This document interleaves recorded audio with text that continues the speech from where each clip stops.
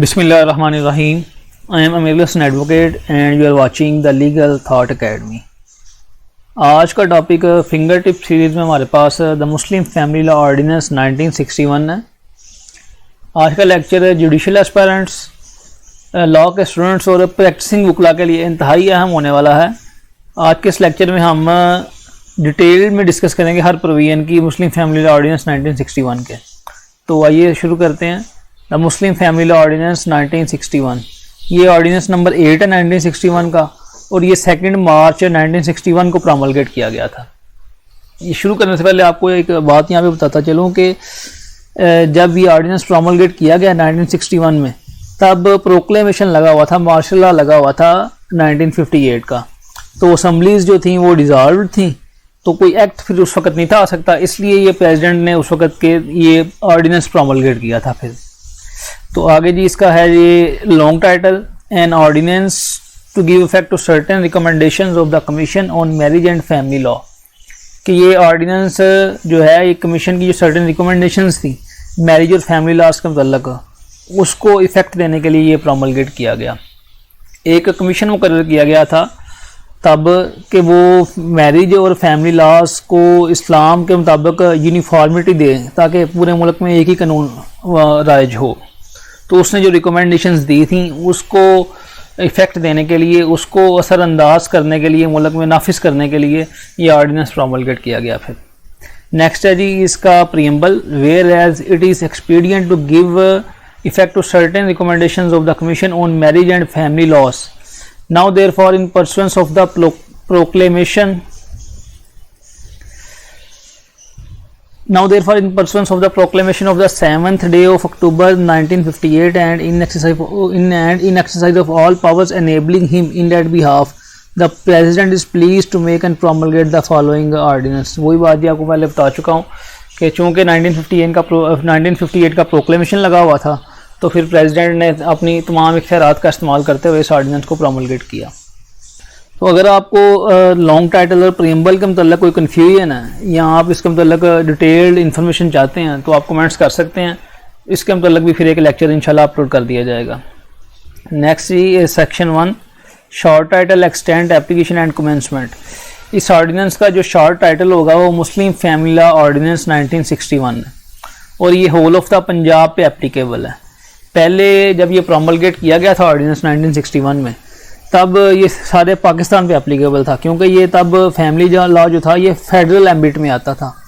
लेकिन कॉन्स्टिट्यूशन की 18th amendment के बाद ये फैमिली लॉ प्रोविंशियल सब्जेक्ट बन गया।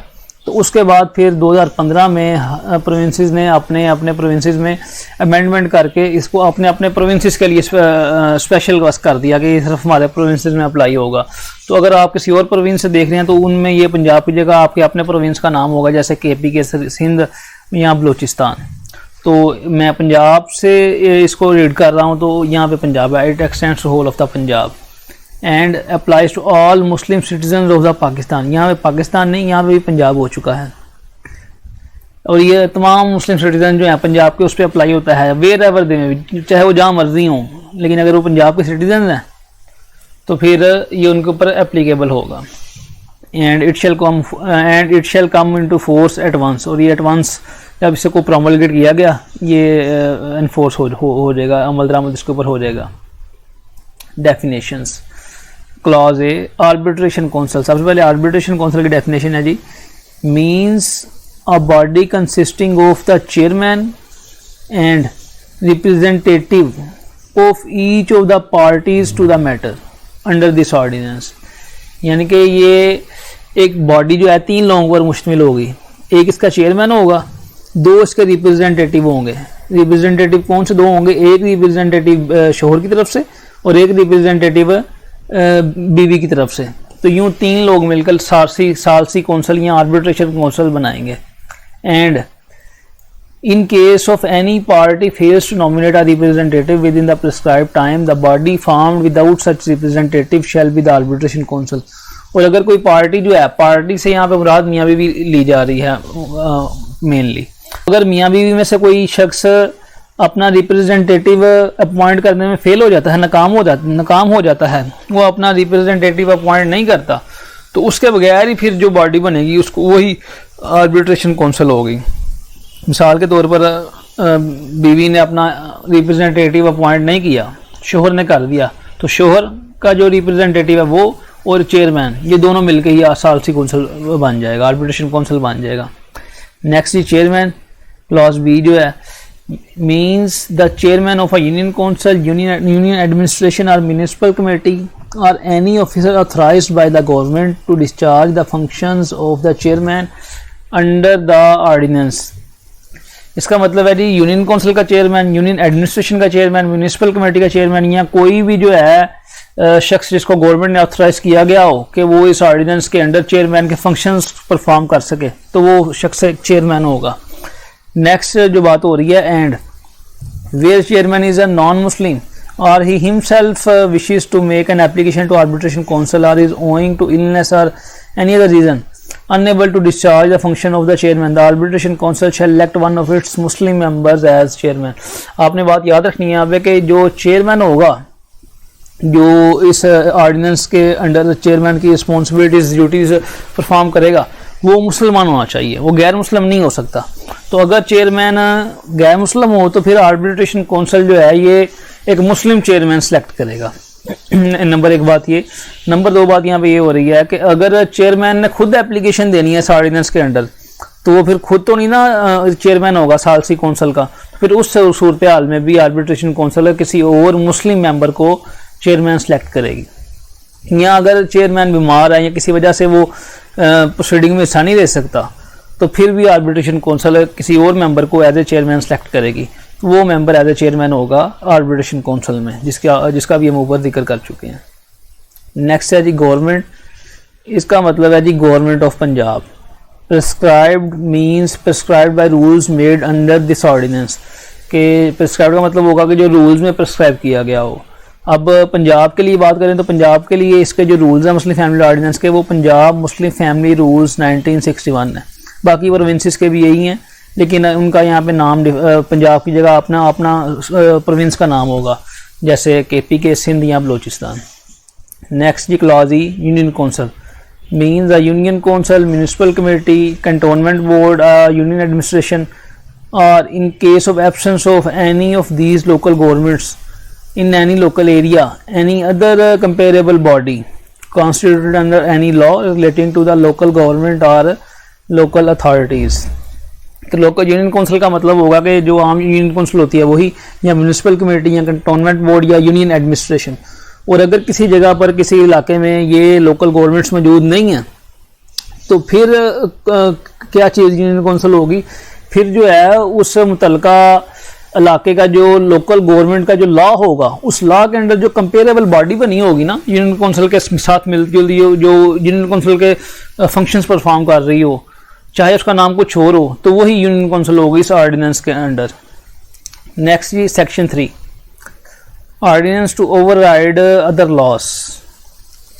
अच्छा, ये ऑर्डिनेंस एक स्पेशल लॉ है, मुस्लिम फैमिली लॉ ऑर्डिनेंस 1961 एक स्पेशल कानून है, इसलिए ये प्रिवेल करेगा। तो आइए इसकी वर्डिंग देखते हैं।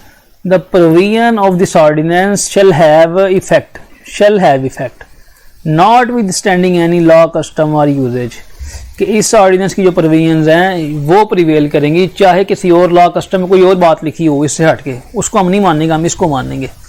And the registration of Muslim marriages shall take place only in accordance with those provisions, और जो मुसलमानों की जो शादियाँ होंगी उसकी जो रजिस्ट्रेशन होगी वो इसी एक्ट के, इसी ऑर्डिनेंस के अंडर जो तरीकाकार होगा उनको रजिस्टर करने का, वही हम फॉलो करेंगे। आगे उसकी मजीद क्लैरिफिकेशन दे रहा है कि for removal of doubt it is hereby declared that the provisions of arbitration act, code of civil procedure 1908 and any other law regulating the procedure of courts shall not apply to any arbitration council। Arbitration council की बात हो रही है कि arbitration council की जो proceeding होंगी ना, उस पर ना CPC अप्लाई होगी, ना उसके ऊपर आर्बिट्रेशन एक्ट 1940 अप्लाई होगा, ना ही कोई और लॉ अप्लाई होगा कि जो चाहे किसी भी अदालत का जो तरीकाकार है, प्रोसीजर है, उसको बताता हो, उसको रेगुलेट करता हो, ये आर्बिट्रेशन काउंसिल पे अप्लाई नहीं होगा। पर्टिकुलरली आर्बिट्रेशन काउंसिल की बात हो रही है।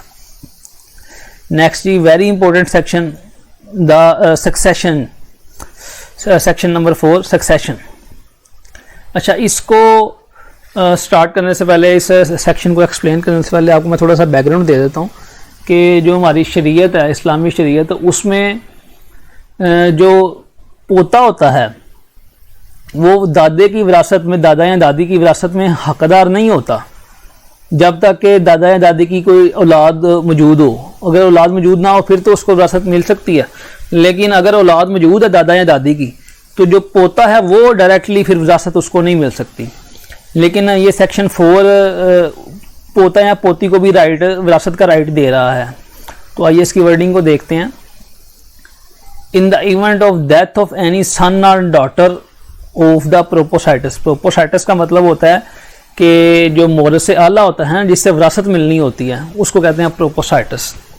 तो प्रोपोसाइटस के बेटा या बेटी की वफात की सूरत में, वफात कब हो? Before opening of succession, succession open होने से पहले, यानी कि जो बेटा या बेटी है उसका जो बाप है या माँ है, उसके मरने से पहले ही उसका बेटा या बेटी फोत हो जाए। सक्सेशन तभी ओपन होती है जब कोई मोरस जो है, जिससे विरासत मिलनी होती है, वो फोत होता है ना, जिस दिन जब वो फोत होता है इमीडिएटली उस वक्त वो कहते हैं कि अब सक्सेशन, अब विरासत ओपन हो गई है।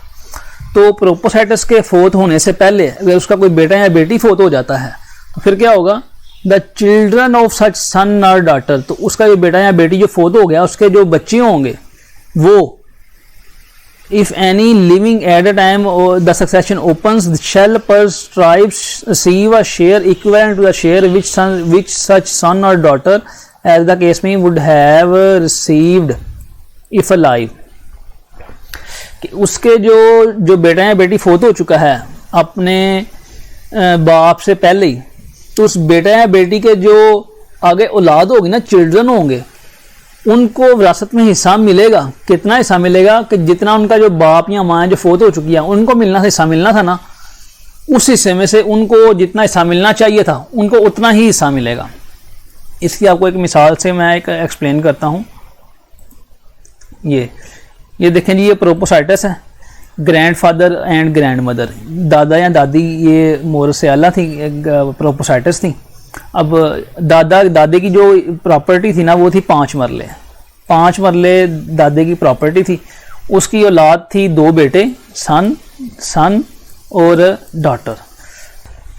अब हुआ क्या कि ये बाप के फोत होने से पहले ही ये जो बेटा है ये पहले फोत हो गया।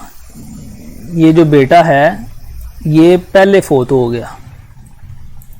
अच्छा, अब पहले फोत हो गया ये, इसकी आगे मजीद इस बेटे की औलाद थी, एक बेटा था और एक बेटी थी। अच्छा, जब ये पहली फोत हो गया तो शरीयत के मुताबिक तो इसकी जो औलाद थी, ये बेटा और ये बेटी, इसको विरासत में कोई हक नहीं था मिलना चाहिए। लेकिन सेक्शन 4 कहता है कि अब जब ये फोत होगा, ये दादा फोत होगा, तो फिर चूंकि 5 मरले जगह थी, 2 हिस्से इसको एक बेटे को मिलनी थी, यानी कि 2 मरले एक बेटे को मिल गई, तो 2 मरले एक बेटे को मिलनी थी। लेकिन चूंकि ये पहली फोत हो चुका है इससे, तो इसका जो 2 मरले का जो हिस्सा है ना, ये इसकी आगे औलाद में डिवाइड होगा। यानी कि 2 मरले जो हैं इसकी, इस बेटे की आगे मजीद जो औलाद थी, एक बेटा और एक बेटी थी, तो ये 2 मरले के 3 हिस्से किए जाएं, 3 में से 2 हिस्से दिए जाएं इस बेटे को, इस बेटे के बेटे को, और एक हिस्सा जाए, इन 3 में से एक हिस्सा जाए इस बेटी को। कि एज पर स्ट्राइप्स जितना इनका हिस्सा बनता था ना अपने बाप की प्रॉपर्टी में से, उतना इनको हिस्सा मिलेगा, चाहे इनका बाप पहले ही फोत हो गया हो अपने दादा से। तो ये सेक्शन 4 इस बात को एक्सप्लेन कर रहा है। तो उम्मीद है आपको इस बात की समझ आ गई होगी। तो आगे जो है ना, इसको एक जजमेंट है फेडरल शरीयत कोर्ट की, PLD 2000 FSC 1, फेडरल शरीयत कोर्ट पेज 1। इसने कहा कि ये जो सेक्शन 4 है ना, ये इंजंक्शंस ऑफ इस्लाम के मुनाफी है, मुखालफ है, रिपग्नेंट है। इसने इसको अन इस्लामिक डिक्लेयर करार दे दिया। लेकिन जब इसने इसको अन इस्लामिक करार दिया, फेडरल शरीयत कोर्ट ने सेक्शन 4 को अन इस्लामिक करार दिया, तो इसके खिलाफ फिर अपील फाइल कर दी गई सुप्रीम कोर्ट में, अपील फाइल कर दी गई। अब अपील जो है सुप्रीम कोर्ट में पेंडिंग है। अब कानून ये है कि अगर फेडरल शरीयत कोर्ट के फैसले के खिलाफ अपील फाइल कर दी जाए, तो जब तक अपील का फैसला नहीं आ जाता तब तक हम इस कानून को मानेंगे, तब तक हम फेडरल शरीयत कोर्ट की बात के ऊपर अमल नहीं करेंगे, तब तक हम जो कानून है उसके ऊपर ही अमल करेंगे।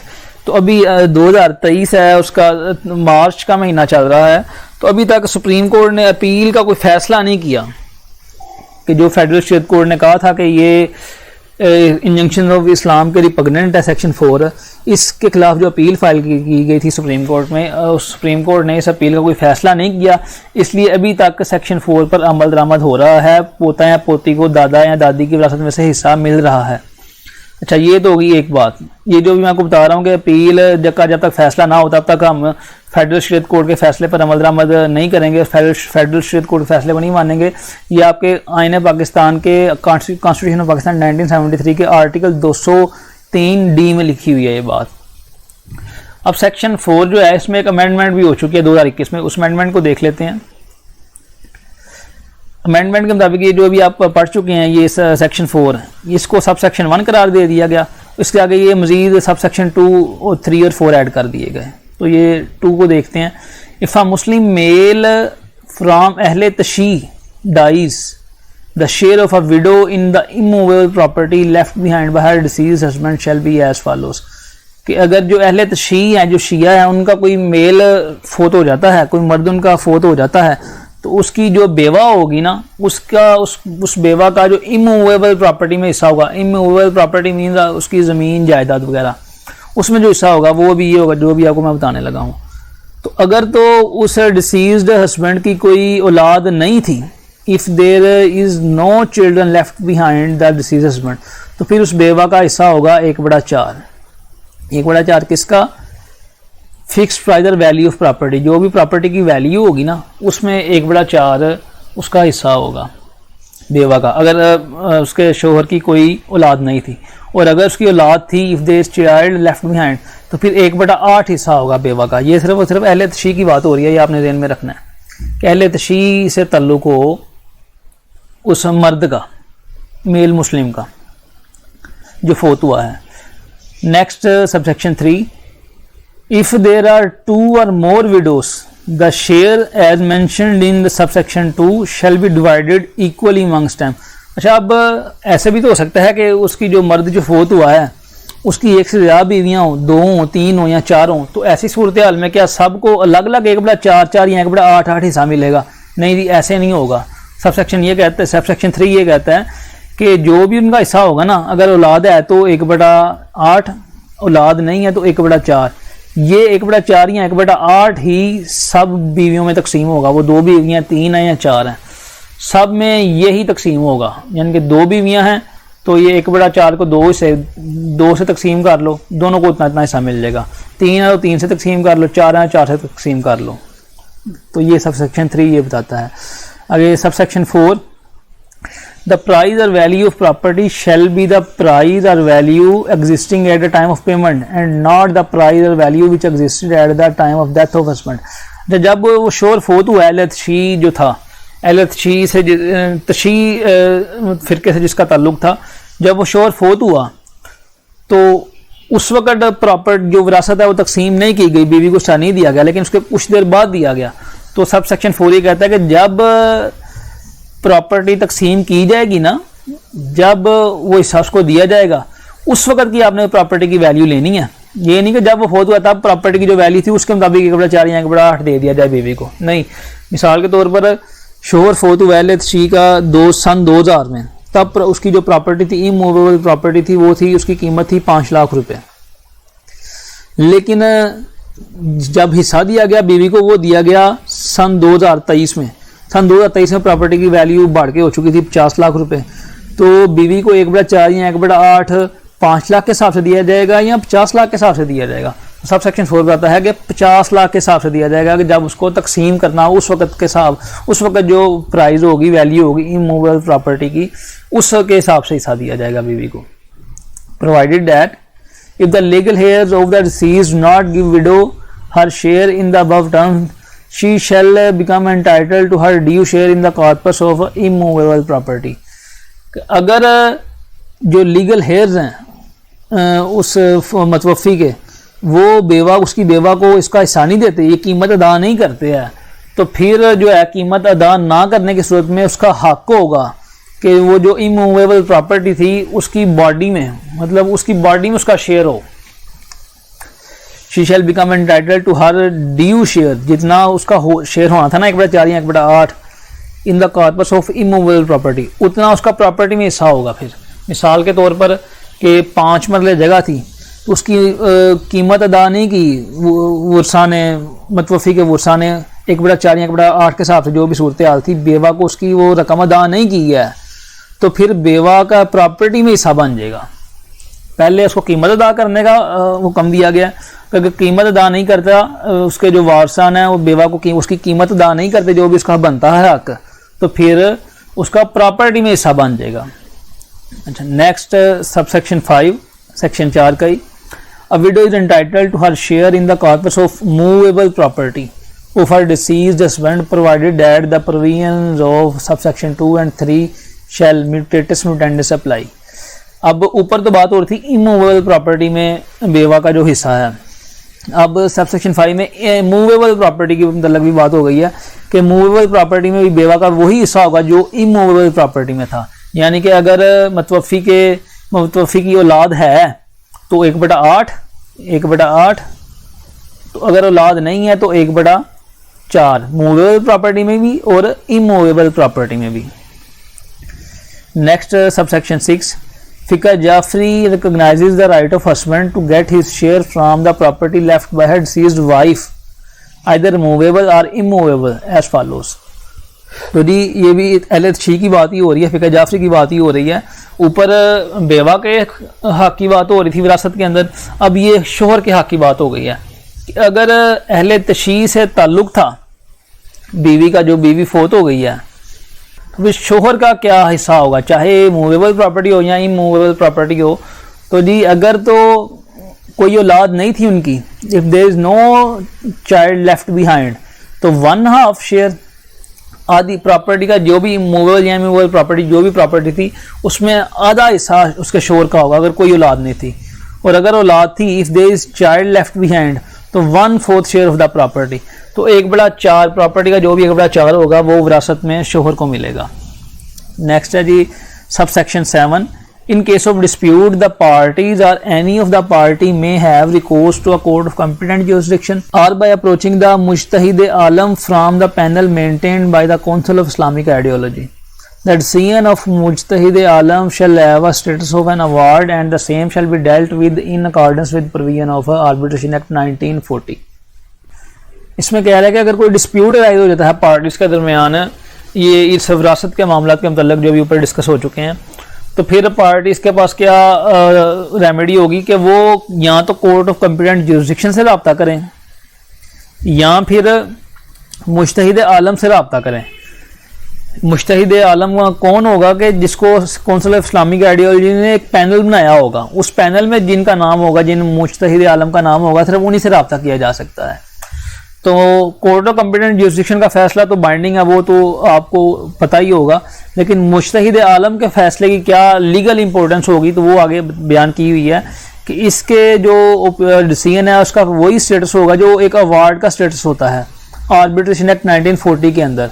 तो जो एक अवार्ड का स्टेटस है आर्बिट्रेशन एक्ट 1940 के अंदर, मुज्तहिद आलम का जो फैसला होगा उसकी भी वही लीगल वैल्यू होगी। नेक्स्ट एक्सप्लेनेशन, द एक्सप्रेशन मुज्तहिद आलम फ़िक़ह आज़म means a Jewish considered religious scholar or a doctor of Shia school of thought, well versed with the Sharia, having international repute and of such recognition. The Council of Islamic Ideology shall maintain a panel of Mujtahid Alam having aforesaid qualifications। मुज्तहिद आलम को define किया गया है यहाँ पे कि इसका मतलब ऐसा मजहबी स्कॉलर जिसको एक नंबर एक बात, जिसको शरिया का बड़ी अच्छी तरह पता हो, वेल वर्स्ड विद शरिया। दूसरी बात उसकी इंटरनेशनल रिप्यूट हो, इंटरनेशनल रिकॉग्निशन हो उसमें उस आलम की, ये दो बातें उसमें होनी चाहिए। तीसरी बात यह है कि इसका नाम उस पैनल में हो जिसको काउंसिल ऑफ इस्लामिक आइडियोलॉजी ने इशू किया है, जिस पैनल को, उस पैनल के अंदर इस मुज्तहिद आलम का नाम होना चाहिए। तो ये 3 क्वालिफिकेशन है मुज्तहिद आलम की। Next subsection 8 of section 4, as enshrined in Article 2 to 7 of Constitution of Islamic Republic of Pakistan, The inheritance right of Al-She and matters connected therewith or ancillary thereto shall be decided according to their personal law, interpreted by फ़िक़्ह जाफ़रिया। कि अगर फ़िक़्ह जाफ़रिया या अहले तशी का कोई inheritance का कोई मामला है तो उसको फ़िक़्ह जाफ़रिया ने जो इंटरप्रिटेशन की हुई है इस्लाम की, उसी के मुताबिक, उसी इंटरप्रिटेशन के मुताबिक डील किया जाएगा। ये नहीं कि इसको किसी और मसलक की जो इंटरप्रिटेशन है उसके मुताबिक उसको हल किया जाएगा, नहीं। तो ये हो गया सेक्शन 4 कंप्लीट। नेक्स्ट है जी section 5, registration of marriages. Very important section. Every marriage solemnized under Muslim law shall be registered in accordance with the provisions of this ordinance. हर मैरिज जो मुस्लिम लॉ के अंडर हुई है या उसको solemnise किया गया है उसको शैल बी रजिस्टर्ड, उसको लाजमन रजिस्टर करवाया जाएगा in accordance with the provisions of this ordinance. इस ऑर्डिनेंस की जो प्रोविजंस है उसके मुताबिक। वो प्रोविजंस कौन सी हैं? एक तो इसी सेक्शन 5 में मेंशन है और कुछ इसके रूल्स जो हैं जो ऊपर आपको डिस्कस कर चुका हूँ पंजाब के लिए, वो पंजाब मुस्लिम फैमिली रूल्स है 1961, उसके अंदर कुछ प्रोविजंस मेंशन है, उसके मुताबिक इसको रजिस्टर किया जाएगा। तो जो रूल्स हैं अगला लेक्चर इंशाल्लाह उसके ऊपर ही आएगा डिटेल में। तो फिलहाल हम इसको देखते हैं, सेक्शन 5 को देखते हैं। Sub section 2, for the purpose of registration of marriages under this ordinance the council shall grant licences to one or more persons to be called निकाह रजिस्ट्रार्स। के शादियों की जो रजिस्ट्रेशन के लिए यूनियन काउंसिल जो है ये क्या करेगी, ये लाइसेंस ग्रांट करेगी एक या एक से ज़्यादा लोगों को। उनको क्या कहा जाएगा? निकाह रजिस्ट्रार कहा जाएगा। ये निकाह रजिस्ट्रार की डेफिनेशन आ गई कि जिनको यूनियन काउंसिल लाइसेंस दे शादी रजिस्टर करने के लिए उनको निकाह रजिस्ट्रार कहा जाएगा। और ये एक या एक से ज़्यादा लोग भी हो सकते हैं यूनियन काउंसिल में। Subsection 2A next, the nikah registrar or the person who solemnizes the nikah shall का वर्ड है जी, accurately fill all the columns of nikahnama form with specific answers of the bride और द ब्राइड ग्रूम। कि जो निकाह registrar है या निकाह रजिस्ट्रार अगर नहीं है कोई और शख्स उनकी शादी करवा रहा है तो वो निकाह नामे को एक्यूरेटली फिल करेगा। शेल का वर्ड है, एक्यूरेटली फिल करेगा। और फिल एक्यूरेटली कैसे करेगा कि जो दुल्हा या दुल्हन ने जो आंसर किए होंगे, जो जवाब दिए होंगे उनके सवालों के, वो स्पेसिफिक आंसर लिखेगा उस निकाहनामा के अंदर। मिसाल के तौर पर हक महर के वाले से ये हो सकता है कितना हक महर मुकर्रर करना है, तो जो हक महर डिसाइड हुआ होगा वो ही लिखना है उसने, वो अपने पास से उसमें रद्द-बदल नहीं कर सकता। निकाह रजिस्ट्रार या कोई और शख्स जो निकाह करवा रहा है, तो अगर वो स्पेसिफिकली उसको एक्यूरेटली फिल नहीं करेगा उसकी पनिशमेंट भी है, जो आगे सब सेक्शन 4 में डिफाइन है, अभी हम डिस्कस करते हैं। तो पहले हम सब सेक्शन 3 पढ़ लेते हैं सेक्शन 5 का। Every marriage not solemnized by the nikah registrar shall for the purposes of the registration under this ordinance be reported to him by the person who has solemnized such marriage। यहाँ पे ये बात discuss हो रही है कि अगर कोई निकाह रजिस्ट्रार ने नहीं करवाया तो फिर जिस बंदे ने वो निकाह करवाया है, उनका निकाह पढ़वाया है, वो बंदा ड्यूटी बाउंड है कि वो मुतल्लिका निकाह रजिस्ट्रार को बताए कि हमने ये फलां लोगों की शादी करवाई है तो आप इसको रजिस्टर करें अपने पास। इसकी भी पनिशमेंट है, अगर नहीं वो बताता, निकाह को रजिस्टर नहीं करवाता तो इसकी भी पनिशमेंट है। वो आगे सेक्शन 4 में, सब सेक्शन 4 में भी हम डिस्कस करने लगे हैं। If a person contravenes the provisions of sub section 2A, तो अगर कोई शख्स सब सेक्शन 2A की प्रोविजन की खिलाफ वर्जी करता है, उन पर उसके ऊपर अमल नहीं करता, यानी कि एक्यूरेटली फिल नहीं करता है निकाहनामे के सारे कॉलम्स को, तो फिर उसको क्या पनिशमेंट दी जाएगी? He shall be punish to simple imprisonment for a term which may extend to 1 month and fine of 25,000 rupees। उसको 1 माह कैद और 25,000 रुपये तक का जुर्माना हो सकता है। एंड सब सेक्शन 3, और जो शख्स सब सेक्शन 3 की प्रोविजन की खिलाफ वर्जी करेगा, यानी कि उसने निकाह तो करवा दिया, मियाँ बीवी के दरमियान निकाह तो पढ़वा दिया, लेकिन उसको निकाह रजिस्ट्रार को नहीं बताया कि वो इसको रजिस्टर करे अपने पास, तो ऐसे शख्स को क्या सज़ा दी जाएगी? He shall be punished to simple imprisonment for a term which may extend to 3 months and fine of 100,000 rupees। उसको 3 माह सिंपल इम्प्रिजनमेंट और 1 लाख रुपए तक फाइन हो सकता है। तो ये थी जी इनकी पनिशमेंट्स। नेक्स्ट सब सेक्शन 5 है, सेक्शन 5 का The form of Nikahnaman, the registers to be maintained by a Nikah registrar, the records to be preserved by Union Council, and the manner in which marriages shall be registered and copies of Nikahnaman shall be supplied to the parties, and the fees to be charged therefore shall be such as may be prescribed. कि निकाहनामे का जो form होगा और जिस अंदाज में जिस तरीके से उसको रजिस्टर करना होगा निकाह को, या यूनियन काउंसिल ने जो भी रिकॉर्ड वगैरह अपने पास महफूज रखना होगा या जो रजिस्टर होगा निकाह रजिस्ट्रार साहब के पास, इन सब का तरीकाकार, इनकी फ़ीस वगैरह और इनकी जो कापीज़ वगैरह निकाहनामे की कापीज़ वगैरह सप्लाई करनी होंगी दूल्हा दुल्हन वगैरह को, तो इन सब का जो तरीकाकार है वो वही होगा जो प्रिस्क्राइब्ड है। प्रिस्क्राइब्ड का मतलब क्या, हम ऊपर सेक्शन 2 में पढ़ चुके हैं कि जो रूल्स में लिखा हुआ है वो रूल्स कौन से हैं। पंजाब मुस्लिम फैमिली रूल्स 1961 है पंजाब के लिए, बाकी प्रोविंसेस के लिए यहाँ पंजाब की जगह अपने अपने प्रोविंसेस का नाम होगा। Next sub section 6, any person may on the payment of prescribed fee if any inspect at the office of union council the record preserved under sub section 5 और obtain a copy of an entry therein. कि कोई भी शख्स, any person का word है, कोई भी शख्स है वो मुतल्लिका यूनियन काउंसिल से के पास जाके रिकॉर्ड को इंस्पेक्ट भी कर सकता है, देख भी सकता है, और अगर उसने कोई कॉपी वहाँ से लेनी हो किसी एंट्री की तो वो कॉपी भी ले सकता है, लेकिन ये on payment of prescribed fees, जो प्रिस्क्राइब्ड फीस होगी उसकी पेमेंट करने के बाद। नेक्स्ट है जी section 6 polygamy, very important section. Polygamy का मतलब है कि अगर आप एक से ज़्यादा शादियाँ करते हैं तो उसका मतलब जो हमारे पास कानून होगा वो ये सेक्शन 6 वो section 6 of Muslim family law ordinance 1961 है। Sub section 1, no man during the subsistence of an existing marriage shall accept with the previous permission in writing of the arbitration council, और लफ्ज़ आपने arbitration council यहाँ पे याद रखना है, contract another marriage nor shall any such marriage contracted without such permission be registered under this ordinance। कोई भी शख्स जो है किसी शादी की होते हुए सबसिस्टेंस का मौजूदगी में ऑफ एन एग्जिस्टिंग मैरिज, किसी शादी की उसकी शादी अभी इंटैक्ट है उसकी मौजूदगी में कोई भी शख्स जो है वो एक और शादी नहीं करेगा, कोई दूसरी शादी नहीं करेगा बगैर आर्बिट्रेशन काउंसिल की इजाज़त के। यहाँ पे अक्सर लोगों का सवाल होता है कि बीवी की इजाज़त से के बगैर नहीं कर सकते, लेकिन बीवी की इजाज़त इंपॉर्टेंट नहीं है, इंपॉर्टेंट किसकी इजाज़त है, आर्बिट्रेशन काउंसिल की। आर्बिट्रेशन काउंसिल की इजाज़त है बगैर दूसरी शादी नहीं करेगा।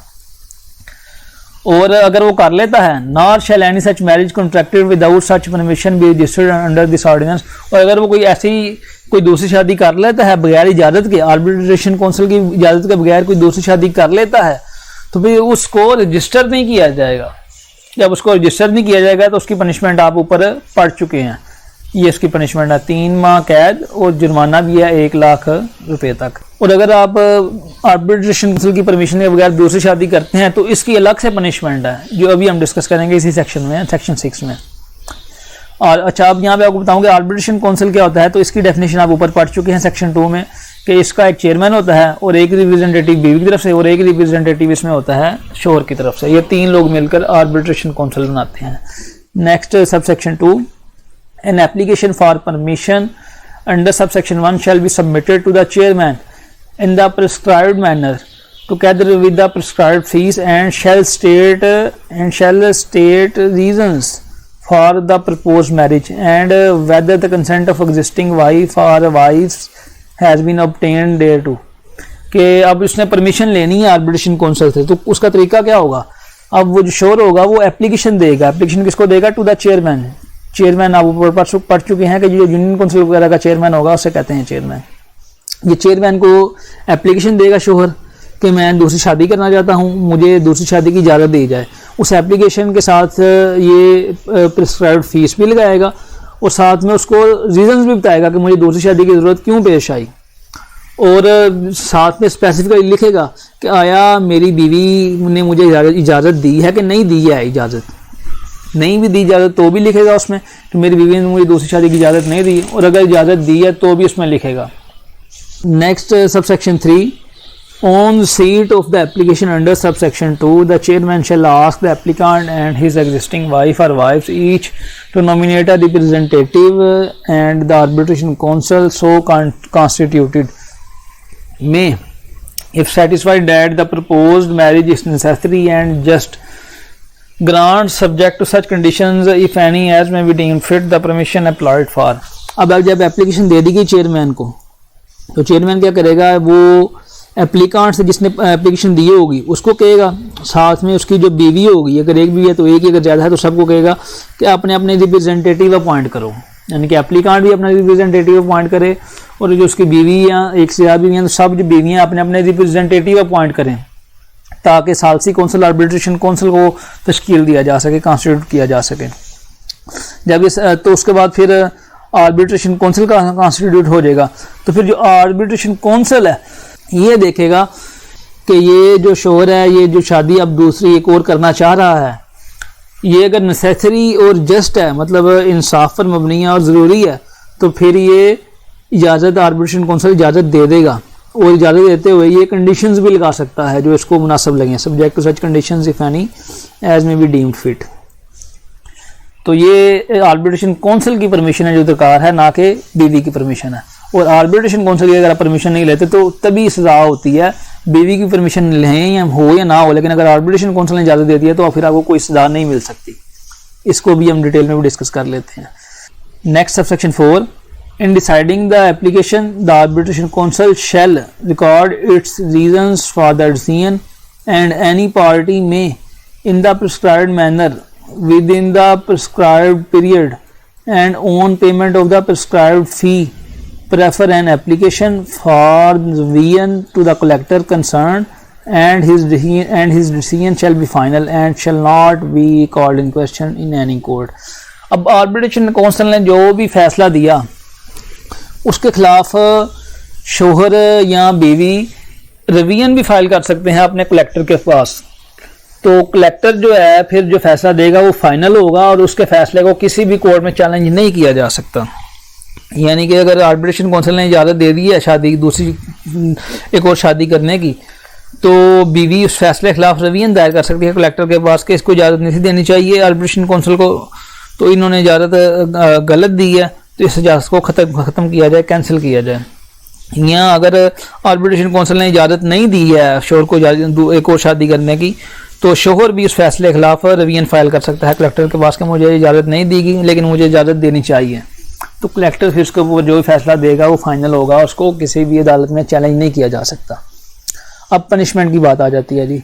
Any person who contracts another marriage without the permission of arbitration council, ये देखें जो भी शख्स जो है वो शादी करता है और किसकी परमिशन के बगैर, without permission of arbitration council, तो वो क्या करेगा, shall pay immediately the entire amount of dower whether prompt और deferred due to the existing wife और wives which amount if not so paid shall be recoverable as arrears of land revenue. तो number 1 पे तो ये करेगा कि वो अपनी बीवी को या एक से ज़्यादा बीवी हैं तो सबको उनका जितना भी हक महर था, चाहे प्रॉम्प्ट हो या डेफर्ड हो, उनको सारा का सारा हक महर फौरन वापस करेगा, उनको देगा। अब प्रॉम्प्ट डावर क्या होता है, वो ऐसा डावर होता है कि जो पेबल ऑन डिमांड होता है, कि यानी कि बीवी जब कहे उसको डिमांड करे तो वो शोहर पाबंद है, शोहर के ऊपर फर्ज है कि उसको पे करे बीवी को। और डेफर्ड डावर क्या होता है, डेफर्ड डावर ऐसे डावर को कहते हैं कि जो डिसोल्यूशन ऑफ मैरिज पे पेएबल होता है, उससे पहले जो है बीवी इसको नहीं डिमांड कर सकती, बीवी का राइट नहीं होता कि उससे पहले वो ले सके। डिसोल्यूशन ऑफ मैरिज चाहे वफात से हो, शोहर फौत हो जाए, या चाहे डाइवोर्स से हो, तलाक से हो, लेकिन जब डिसोल्यूशन ऑफ मैरिज होगी उस वक्त जो डावर पेएबल होता है उसे कहते हैं डेफर्ड डावर है। तो ये तो होगी एक पेनल्टी टाइप उसकी पनिशमेंट। नेक्स्ट जो दूसरी उसकी पनिशमेंट होगी, जो without permission of arbitration council शादी करेगा, कोई दूसरी शादी करेगा, उसको क्या होगा, on conviction upon complaint be punishable with the simple imprisonment which may extend to 1 year and with fine of 500,000 rupees. उसको अगर इसके खिलाफ अगर कंप्लेंट फाइल कर दी जाए तो उसको सिंपल इम्प्रिजनमेंट भी हो सकती है 1 साल तक और 5 लाख रुपए तक जुर्माना भी हो सकता है। अब ये कंप्लेंट कौन फाइल कर सकता है, ये aggrieved person, aggrieved party file कर सकती है। अग्रीव्ड पार्टी कौन हो सकती है, बीवी, ज़ाहिर बात है अग्रीव्ड पार्टी है, वो फाइल कर सकती है। ये बात हमें आगे रूल्स जब हम इसके पढ़ेंगे तब हमें इस बात का भी पता इल्म हो जाएगा। और कंप्लेंट किसको फाइल करनी है, कंप्लेंट आपने फैमिली कोर्ट को फाइल करनी है। जस्ट आप फैमिली कोर्ट यहाँ पे ऑथराइज्ड है, कि वो इस सेक्शन के अंडर कंप्लेंट रिसीव कर सके, या ये जो पनिशमेंट की बात हो रही है ये फैमिली कोर्ट ने पनिशमेंट देनी है। ये चीज़ हम आगे जब फैमिली कोर्ट एक्ट 1964 पढ़ेंगे ये हमें वहाँ पे ये बात सामने आएगी मजीद। नेक्स्ट है जी section 7, also very very important section, talaq. ये तलाक के मतलब है जी, any person who wishes to divorce his wife shall as soon as may be after the pronouncement of talaq in any form whatsoever give the chairman the notice in writing of his having done so and shall supply a copy thereof to the wife।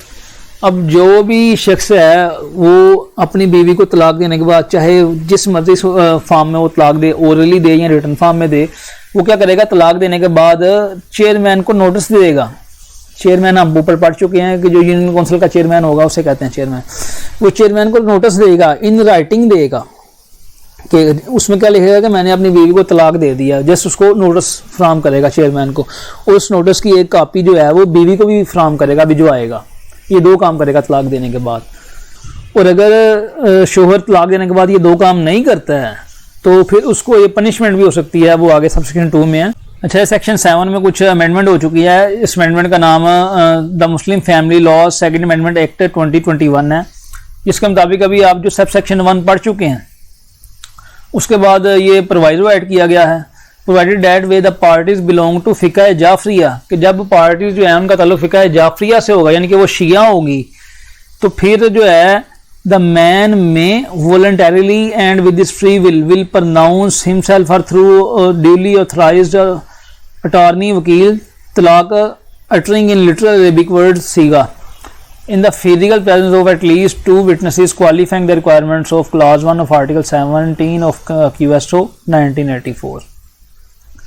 यानी कि अब जो शख्स फिका जाफरिया से जिनका तल्लुक होगा, अगर उस शख्स ने तलाक देनी है तो तलाक नंबर 1 उसकी तलाक वॉलंटरीली होनी चाहिए, नंबर 2 उसकी फ्री विल्स के साथ होनी चाहिए, विद हिज फ्री विल। और जो तलाक प्रोनाउंस करेगा वो या तो खुद करेगा या फिर ड्यूली ऑथराइज्ड अटॉर्नी के थ्रू वो तलाक प्रोनाउंस करेगा। दूसरी बात, तीसरी बात यह है कि वो जो तलाक प्रोनाउंस करेगा वो लिटरल अरेबिक वर्ड्स में होनी चाहिए, लिटरल अरेबिक वर्ड्स के अलावा किसी और वर्ड में नहीं होनी चाहिए। चौथी बात यह है कि वो 2 गवाहान की मौजूदगी में होनी चाहिए, in the physical presence of at least 2 witnesses. Physical presence का मतलब है कि वो मौके पर मौजूद हो जब तलाक दी जा रही हो। ये नहीं है कि उन्हें कॉल मिलाई और वो लोग देख रहे हैं सारा 2 लोग के तलाक दी जा रही है, नहीं, उनकी फिजिकल प्रेजेंस होना जरूरी है मौके के ऊपर जहाँ पे तलाक दी जा रही है। और वो जो 2 विटनेसेस होंगे वो QSO के आर्टिकल 17 क्लास 1 के ऊपर पूरा उतरते हों, यानी कि वो इस्लाम के मुताबिक कंपिटेंट विटनेस हों। नेक्स्ट प्रोवाइजो में क्लॉज B है, the pronouncement of talaq shall be ineffective if it is done jokingly और under anger, intoxication, insanity, duress और coercion of any kind and from any corner whatsoever. कि अगर जो तलाक देने वाला शख्स है वो फिका जाफरिया से उसका तल्लुक है तो फिर उसकी जो तलाक है अगर उसने मजाक में दी है या गुस्से में दी है या नशे की हालत में दी है या उस वक्त वो इंसेन था, उसके ऊपर पागलपन का दौरा था या उसके ऊपर किसी किस्म की जोर ज़बरदस्ती थी, तो फिर उसकी तलाक इनइफेक्टिव होगी, उसकी वो तलाक कंसिडर नहीं की जाएगी। लेकिन ये तब होगा अगर उसका ताल्लुक फिका जाफरिया से है। Next class C, in case of dispute with reference to clause A or B arising due to difference of opinion, the parties or any of the parties may have recourse to a court of competent jurisdiction or by approaching the Mujtahid Alam, and the decision of Mujtahid Alam shall have status of an award and the same shall be dealt with in accordance with the provisions of Arbitration Act 1940। कि अगर जो ऊपर class A और भी आपको बताई है मैंने कि तलाक की जो कंडीशन होंगी फिका जाफरिया के हवाले से, अगर कोई डिस्प्यूट हो गया है इनके मुतल्लक पार्टीज के दरमियान, तो फिर वो क्या करेंगी, उनके पास 2 रास्ते हैं। नंबर 1 ये कि वो कोर्ट ऑफ कॉम्पिटेंट जुरिसडिक्शन से रब्ता करें अपने डिस्प्यूट को हल करवाने के लिए, या फिर बाय अप्रोचिंग द मुज्तहिद आलम, या फिर वो मुज्तहिद आलम को अप्रोच करें। अब कोर्ट ऑफ कॉम्पिटेंट जुरिसडिक्शन जो है उसका फैसला तो बाइंडिंग है, वो तो अब सबको पता होगा, लेकिन अब मुज्तहिद आलम का जो फैसला है, डिसीजन है, उसकी लीगल वैल्यू क्या होगी? इसकी लीगल वैल्यू ये होगी कि उसका जो डिसीजन है उसका जो स्टेटस होगा वो एक अवार्ड का स्टेटस होगा। वो अवार्ड के कौन सा होगा? जो आर्बिट्रेशन एक्ट 1940 में इसका जिक्र किया गया है, जो वहाँ पे अवार्ड की लीगल वैल्यू है ना, मुज्तहिद आलम के डिसीजन की भी वही लीगल वैल्यू होगी। अब नेक्स्ट मुश्तहिद आलम को डिफाइन किया गया है. Explanation: The expression Mujtahid Alam means a Jewish consultant, a religious scholar, or a doctor of Shia school of thought, well versed with Sharia, having international repute and of such recognition. The Council of Islamic Ideology shall maintain a panel of Mujtahid Alam having aforesaid qualifications.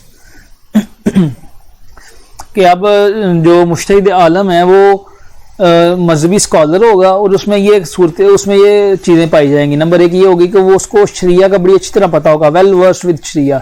Second number पर ये कि वो उसकी internationally recognised होगा, वो उसकी international repute होगी. और नंबर 3 पे मुश्तहिद आलम सिर्फ वही होगा कि जिसको काउंसिल ऑफ इस्लामिक आइडियोलॉजी ने अपना जो पैनल है मुश्तहिद आलम का उसमें उसका नाम लिखा हो.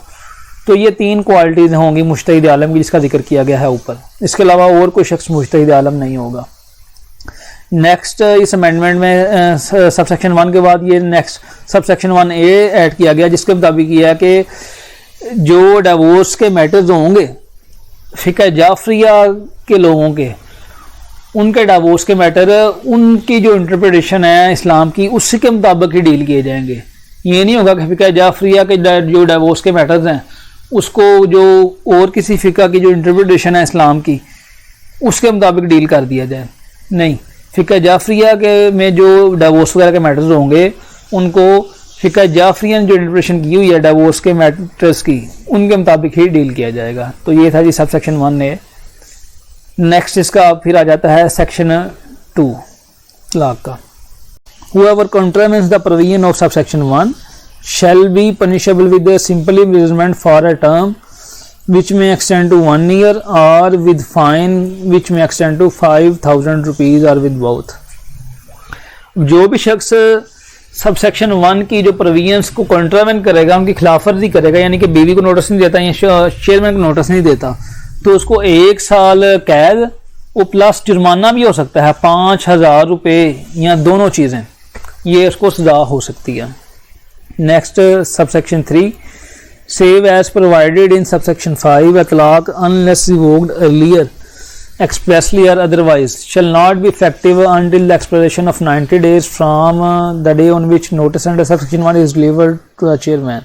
अब सेक्शन 3 कहता है कि जब तलाक दे दी शोहर ने अपनी बीवी को तो उसके बाद 90 दिन के अंदर अंदर ये रजू कर सकती हैं पार्टीज आपस में. अगर ये रजू कर लेती हैं तो वेल एंड गुड, अगर नहीं करती तो 90 दिनों के बाद इनकी तलाक मौसर होगी. 90 दिनों से पहले इनकी तलाक मौसर नहीं हो सकती. लेकिन इसमें एक कंडीशन है कि save as provided in subsection 5. ये बात जो भी आपको मैं कर रहा हूँ ये हामला औरत पे अप्लाई नहीं होगी. हामला औरत की सूरत में जो सबसेक्शन 5 है ना वो अप्लाई होगा. तो पहले सबसेक्शन 5 भी पढ़ लेते हैं. If the wife be pregnant at the time talaq is pronounced the talaq shall not be effective until the period mentioned in subsection 3 or the pregnancy whichever be later ends. कि अगर जब तलाक देगी तब औरत उस वक्त प्रेग्नेंट थी, हामला थी, तो फिर तलाक का जो मौसर होने का जो टाइम होगा वो या 90 दिन या जब प्रेगनेंसी ख़त्म होती है, इन दोनों में से जो बाद में होगा ना वो टाइम होगा मौसर होने का, तलाक के मौसर होने का. यानी कि अगर प्रेगनेंसी पहले ख़त्म हो गया, बच्चा पहले डिलीवर हो गया लेकिन 90 दिन नहीं गुजरे हैं, 90 दिनों से पहले ही बच्चा डिलीवर हो गया, तो जब 90 दिन गुजरेंगे तब तलाक मौसर होगी. या दूसरी सूरत हाल में अगर 90 दिन पहले गुजर गए हैं लेकिन अभी प्रेगनेंसी ख़त्म नहीं हुई, अभी बच्चा डिलीवर नहीं हुआ, तो जब प्रेगनेंसी ख़त्म होगी ना तब तलाक मौसर होगी. तो ये था जी तलाक के मौसर होने की सूरत में जो हमारे पास पर हुई है ना. अब नीचे इनके दरमियान में सबसेक्शन 4 है. With in 30 days of receipt of notice under subsection 1 the chairman shall constitute an arbitration council for the purpose of bringing about a reconciliation between the parties, and the arbitration council shall take all steps necessary to bring about such a reconciliation. कि अब जब तलाक का notice भिजवा दिया शोहर ने ये चेयरमैन साहब को, तो चेयरमैन फिर क्या करेगा कि वो एक 30 दिनों के अंदर अंदर जब नोटिस भिजवाया तो उसके 30 दिनों के अंदर अंदर आर्बिट्रेशन कौंसल तश्कील देगा.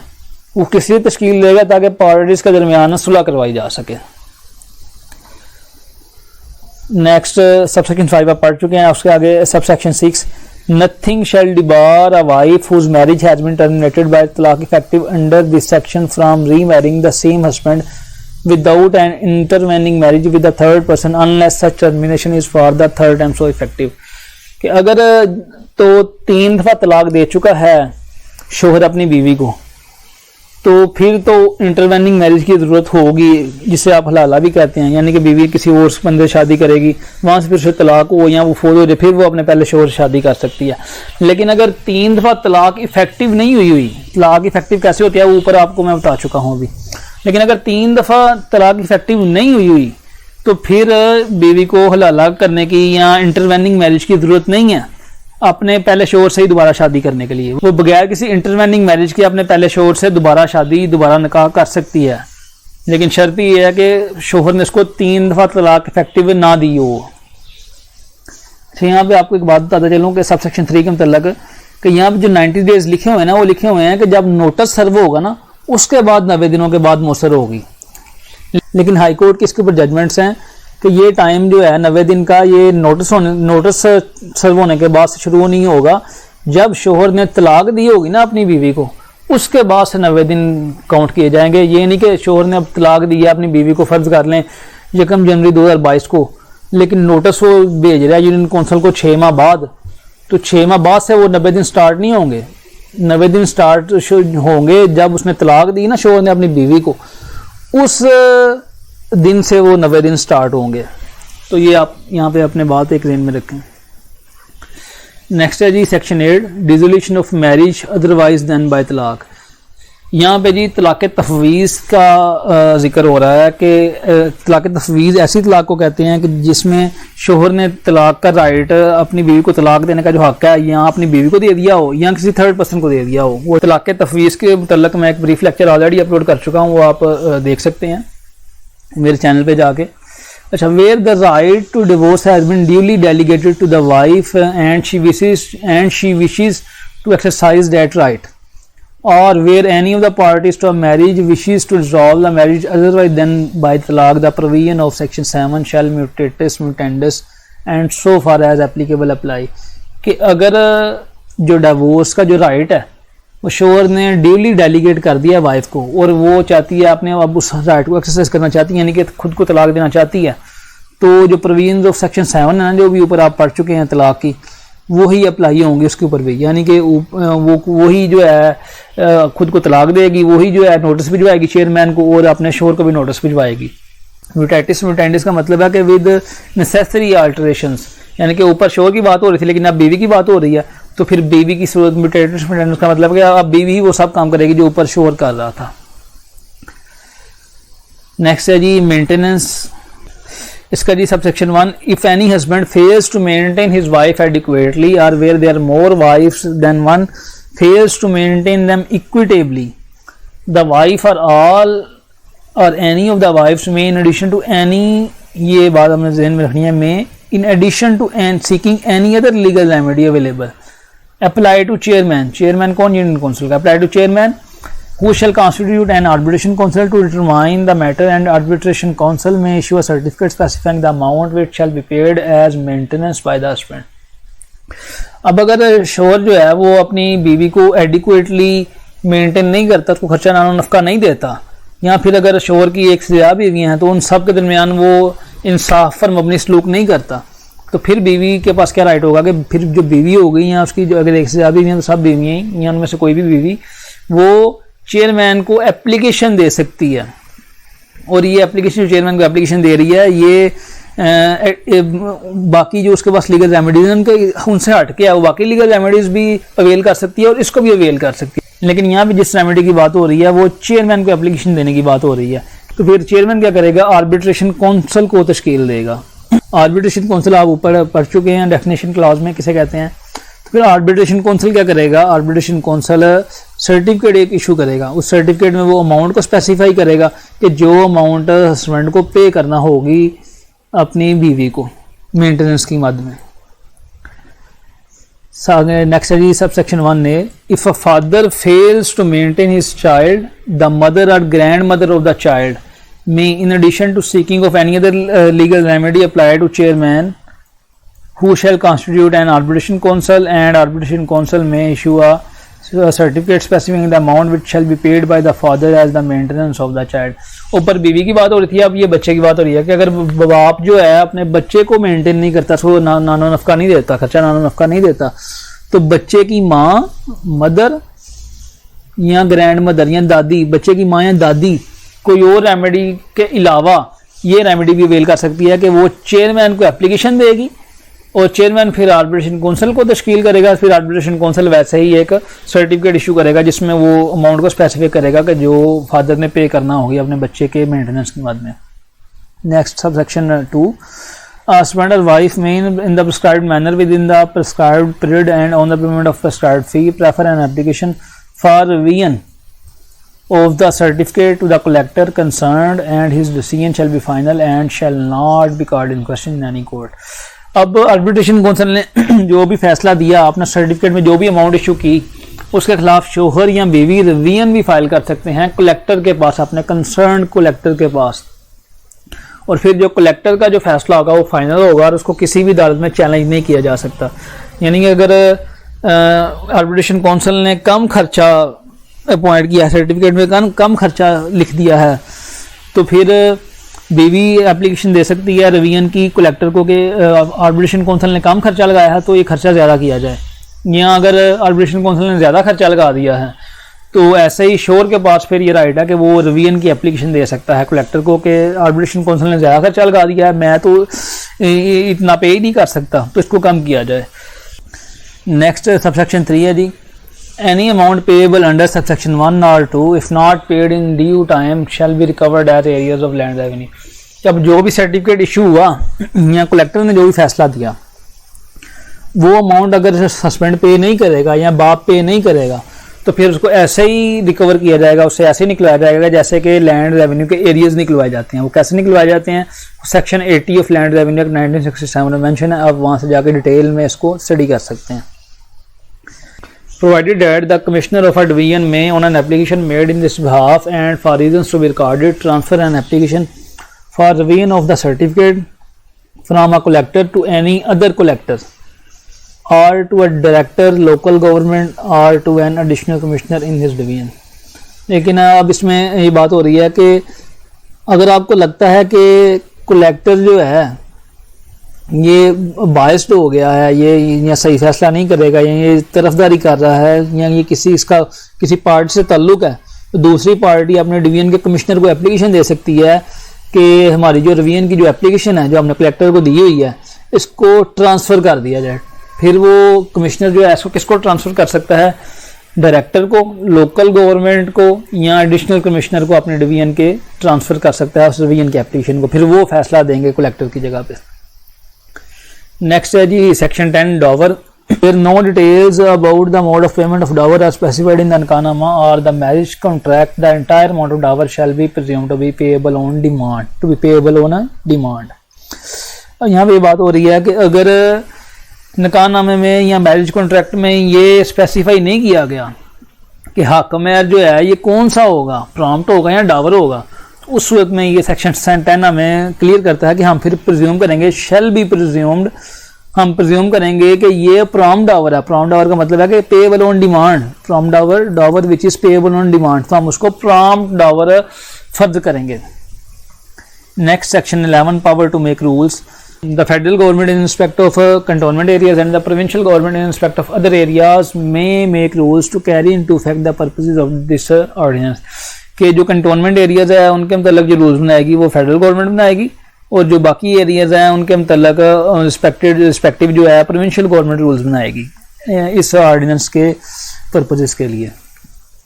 In making rules under this section, the such government may provide that the breach of any of the rules shall be punishable with simple imprisonment which may extend to 1 month or with fine which may extend to 200 rupees or with both। और उन rules में इन governments को ये इख्तियार दिया गया है कि वो किसी रूल की खिलाफ वर्जी पर 1 माह तक कैद या जुर्माना जो कि 200 रुपये तक हो सकते हैं, दोनों ये मुकर्रर कर सकें। Rules made under this section shall be published in the official gazette and shall thereupon have effect as if enacted in this ordinance।